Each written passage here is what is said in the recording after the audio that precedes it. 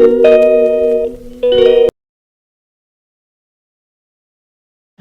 থেকে উঠেছি অনেকক্ষণ হয়েছে, কিন্তু কাজ এখনও একটাও হয়নি। আজকে অনেকটা লেট করে ভিডিওটা শুরু করছি, আর তার সঙ্গে কাজগুলো লেট করেই হচ্ছে। গুড মর্নিং তোমাদের সবাইকে, কেমন আছো তোমরা? আশা করছি সবাই অনেক ভালো আছো, আমিও অনেক ভালো আছি। ঘরটা ঝেড়ে ঝুড়ে ভাবছি একবারে ঘরটা মুছে বের করে নিই।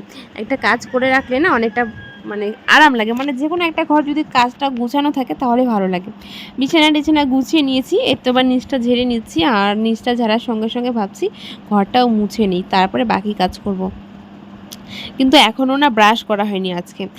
ঘুম থেকে উঠতে অনেকটা লেট হয়েছে, ঘুম থেকে উঠেই বাচ্চাদের পড়িয়ে এর তো ছুটি দেওয়ার সঙ্গে সঙ্গে ঘরটা ঝাড় দিয়ে নিচ্ছি।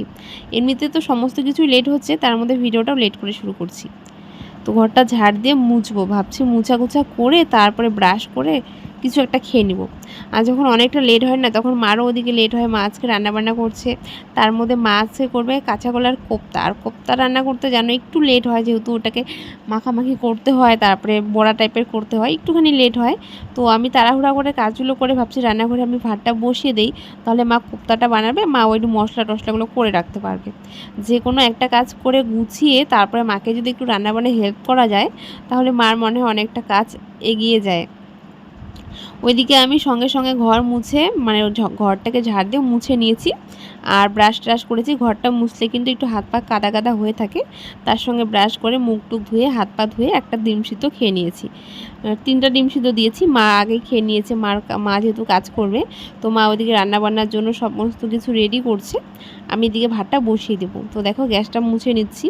গ্যাসটা আমি কিন্তু সাফ সাবান দিয়ে মুছে নিচ্ছি, যেভাবে গ্যাস ধুয়ে নেই সেভাবে করে নিয়েছি। এবার যেহেতু গ্যাসটা এখন সঙ্গে সঙ্গে রান্না করব, তো জলটা না মুছে নিতে হয়, নয়তো জলটা যদি না মুছা হয় তাহলে একটা হালকা একটা ছাপ পড়ে যায়, যার জন্য একটা সুতির কাপড় দিয়ে ভালো করে গ্যাসটাকে মুছে। তো ভাতও বসিয়ে দিয়েছি, ভাত আর একটু পরেই হয়ে যাবে।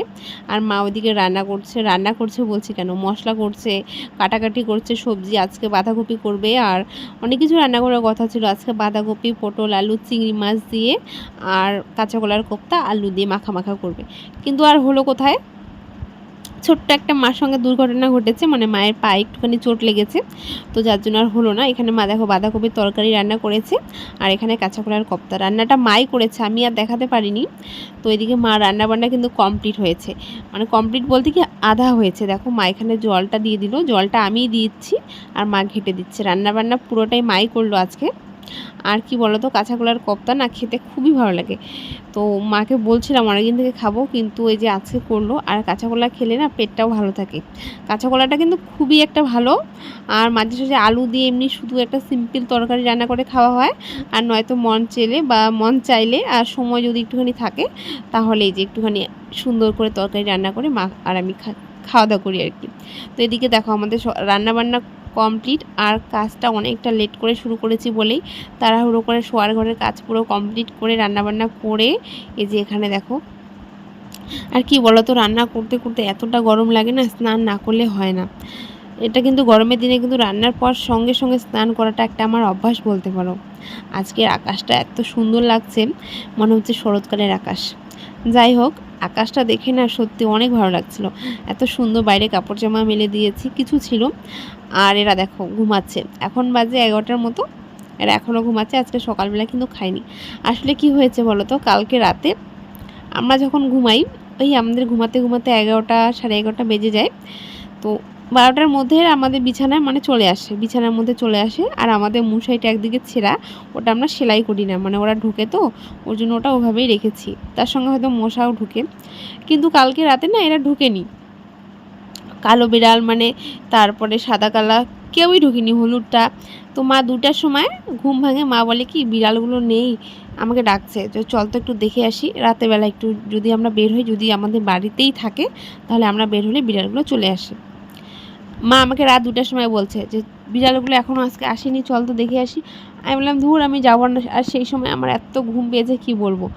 তারপরে মা বের হলো, শুধু লাইটটা জ্বালালো উঠানের। তারপরে বিড়ালগুলো কোথাও ছিল হয়তো বাড়ির আশেপাশেই, ডিগিতে ব্যাং ট্যাং ধরে খেলা করে। তারপরে মাকে দেখে বিড়ালগুলো না মায়ের পায়ের সামনে চলে আসলো। তারপরে মা আবার ওদেরকে দেখে ঘুমিয়ে পড়লো।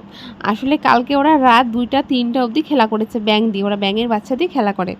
কোথায় জঙ্গলে মঙ্গল থেকে ব্যাঙ ধরে এনে আমাদের উঠানের মধ্যে ব্যাঙের বাচ্চা দিয়ে খেলা করে।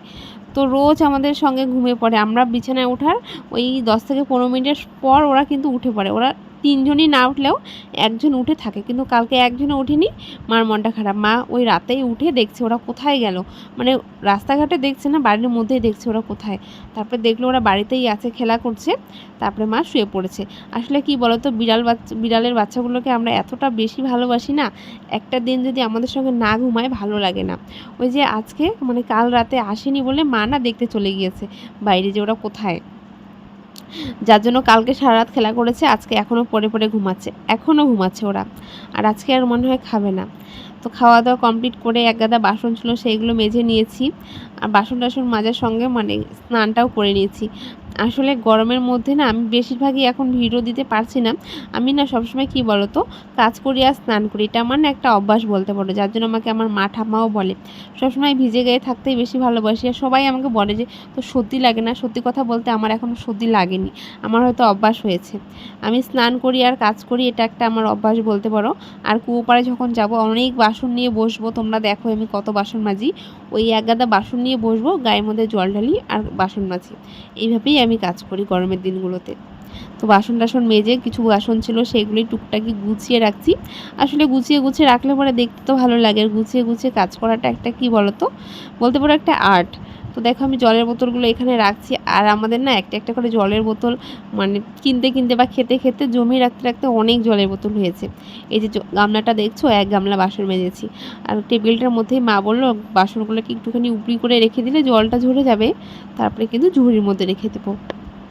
আর ঝুড়ির মধ্যে এইভাবে রাখলে না ঝুড়িটার মধ্যে না জলটা পড়ে পড়ে চেয়ারের মধ্যে থাকে, আর সেই জলটা তো আর ফেলানো হয় না, ওই চেয়ারেই জলটা থেকে যায়। এখন যদি বাসনগুলো আমি এইভাবে উল্টে পাল্টে রেখে দিই, জলটা যখন ঝরে যাবে আমি ঠিক তখন বাসনগুলো কিন্তু ঝুড়ির মধ্যে আবার রেখে দেবো। তো প্রত্যেকটা বাসন আমি একটার পর একটা রেখে দিচ্ছি, এই যে এইভাবে রেখে দিয়েছি। আর একটুখানি দেখো তালের বড়া বানিয়ে নিচ্ছি। তালের বড়া আসলে হবে না, এটা হবে হচ্ছিলো তালের শাঁস, মানে রসটা। তো মা একটুখানি তালের রস, সরি কাঁঠালের রস খাবে। আসলে কাঁঠাল কাঁঠাল তাল তাল বলতে বলতে হয়ে গেছে। তো কাঁঠালের রস খাবে, আর কাঁঠালের রসটা যদি এইভাবে করা হয় তাহলে সময়টা খুব কম লাগে, আর হাতের চাপটাও বেশি পড়ে না। ওই যদি হাতে চিপে চিপে রস করা হয় না, তাহলে অনেকটা বলতে পারো হাতটা ব্যথা করে আমার মনে হয় তাই। আর ঝুড়ির মধ্যে যদি এইভাবে শুধু ঘোরাও, যত বীজ আছে একবারে বীজটাকে ছাড়িয়ে রোয়াগুলো যদি দেওয়া যায়, শুধু ঘোরালেই একদম সুন্দর রস বেরিয়ে আসে। এত সুন্দর রসটা হয় না সত্যি, মুড়ি দিয়ে খেতেও কিন্তু ভালো লাগে, একটু জাল করেও কিন্তু খাওয়া যায়। তো আমি এই কাঁঠালের রসটা করে দিয়েছি মাকে। তারপরে বিকালের দিকে স্নান করে পুরো ফ্রেশ হয়ে আমি এই যে ঘরে আসলাম। ঘরে এসে একটুখানি টেবিলটা মানে ড্রেসিং টেবিলটা মুছে কুছে নিচ্ছি। আসলে গরমের মধ্যে এই ঘরে তো আর ঢোকা হয় না, তবে যখন স্নান টান করে বিকালের দিকে ঠান্ডা ঠান্ডা থাকে তখন এই ঘরের টুকিটাকি কাজগুলো করি। সকালের দিকে ওই কোনো রকম বিছানাটা গুছিয়ে ঘর ঝাড় দিয়ে মুছিয়ে বের হয়ে পড়ি। সারাদিনের মতো আর এই ঘরে ঢুকি না, খুব একটা দরকার না থাকলে রান্নাঘরেই আমি থাকি। রান্নাঘরে যেহেতু আমাদের উপরে অ্যাডভেঞ্চার লাগানো আছে, খুব একটা গরম হয় না। আর আম গাছটা ওই পাশেই আছে, অনেক ঠান্ডা থাকে। তো আমি এখন ড্রেসিং টেবিলটা ভালো করে পরিষ্কার করে মুছে নিচ্ছি। আবার মোছাটা ভালো না হলে মা এসে বলে যে মোছা হয়নি বা কিছু লেগে আছে। আসলে কি বলতো, মোবাইলে না নোংরা জিনিসকেও পরিষ্কার লাগে দেখতে, আবার অনেক বড় জিনিসকেও ছোট লাগে, এটা আমি হয়ে থাকে, এটা যারা ভিডিও করে তারাই জানে। মোবাইলে হয়তো বোঝা যায় না যে এত এত নোংরা বা এত পরিষ্কার, সেটা সামনাসামনি অনেকটা বোঝা যায়। তো তখন যে কাপড়গুলো দেখিয়েছি সেইগুলো ভেজা ছিল, মানে মেলে দিয়েছি, কিছু কাপড় আগেরই ছিল, তো সেইগুলোই ভাঁজ করে নিচ্ছি। বিকেলের দিকে ঘরে টুকিটাকি কাজ করতে বেশ ভালো লাগে, একটু ঠান্ডা ঠান্ডা ভাব আসে। আর পাকা ঘরগুলোতে কিন্তু বিকালের দিকে তখন একটা গরম ভাব হয়। আর আমাদের যেহেতু টিনের ঘর, আমাদের আবার বিকালের দিকে ঠান্ডা একটা ভাব থাকে। রোজকার কাপড়গুলো রোজ গুছিয়ে রাখলে না কাপড়গুলো অনেকটা কম থাকে। এখন যেহেতু সবসময় কাপড় গুছিয়ে রাখি, খুব একটা কাপড় ছিল না, একটা মাত্র শাড়ি আর 2 থেকে 3টা নাইটি ছিল, তো সেগুলোকে সুন্দরভাবে গুছিয়ে নিলাম। আজকের ভিডিওটা বেশি বড় করছি না, আজকের ভিডিওটা এখানে শেষ করছি। আবারও দেখা হচ্ছে নতুন দিন নতুন কোনো ভিডিওর সঙ্গে।